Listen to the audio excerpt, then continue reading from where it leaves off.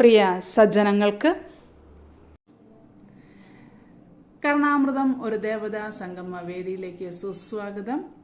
രാമായണ മാസാചരണത്തോടനുബന്ധിച്ച് നമ്മുടെ ചാനലിൽ നടന്നു വരുന്ന പ്രഭാഷണ പരമ്പരയിൽ ഇന്ന് നമ്മൾ കേൾക്കാൻ പോകുന്നത് പ്രധാന കഥാപാത്രമായ സുഗ്രീവനെ കുറിച്ചുള്ള ഒരു ചെറിയ വിവരണമാണ്.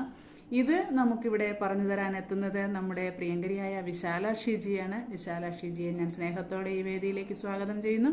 എല്ലാ പ്രിയമിത്രങ്ങളും ഇത് കേൾക്കണം. ഭഗവാന്റെ എല്ലാ അനുഗ്രഹങ്ങളും എല്ലാ പ്രിയപ്പെട്ടവർക്കും ഉണ്ടാകട്ടെ എന്ന പ്രാർത്ഥനയോടെ. നമസ്തേ കുടുംബമിത്രങ്ങളെ.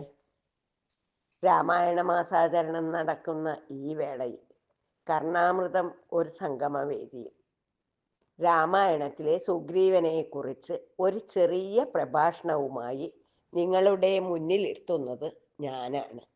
എൻ്റെ പേര് വിശാലാക്ഷി, കോഴിക്കോട്. സുഗ്രീവനും രാമനും ഒരു സ്നേഹബന്ധത്തിൻ്റെ കഥ.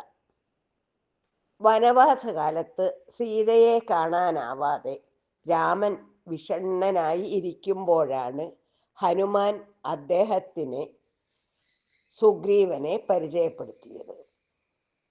കിഷ്കിന്ധയിലെ വനത്തിൽ കഴിയുകയായിരുന്ന വാനര രാജാവായ സുഗ്രീവൻ തൻ്റെ സഹോദരനായ ബാലിയാൽ രാജസിംഹാസനം നഷ്ടപ്പെട്ട് ഭയത്തോടെ താമസിക്കുകയായിരുന്നു. സുഗ്രീവൻ രാമനോട് തൻ്റെ വേദന കഥകൾ പറഞ്ഞു. ബാലി തൻ്റെ ഭാര്യയെ കവർന്നു രാജ്യം കൈവശമാക്കി. രാമൻ ആശ്വസിപ്പിച്ചു.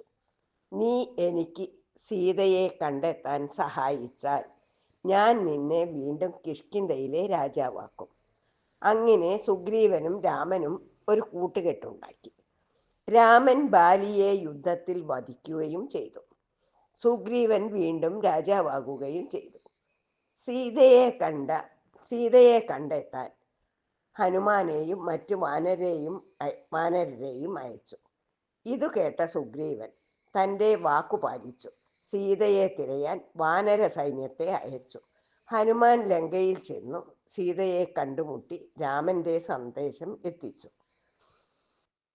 ഇതുപോലെ സുഗ്രീവൻ ഒരു സൗഹൃദം ആദരിച്ചു സഹായം നൽകി തൻ്റെ വാഗ്ദാനം നിറവേറ്റി. ഇതൊരു സത്യസന്ധതയുടെയും ധൈര്യത്തിൻ്റെയും കഥയാണ്. സുഗ്രീവൻ്റെ കഥ നമ്മെ പഠിപ്പിക്കുന്നത് വിശ്വാസവും സൗഹൃദവും പാലിക്കാനുള്ള ഉത്തരവാദിത്തവും ആണ്. നല്ലൊരു സുഹൃത്ത് രാജാവിനേക്കാൾ വിലയുള്ളതാണ്.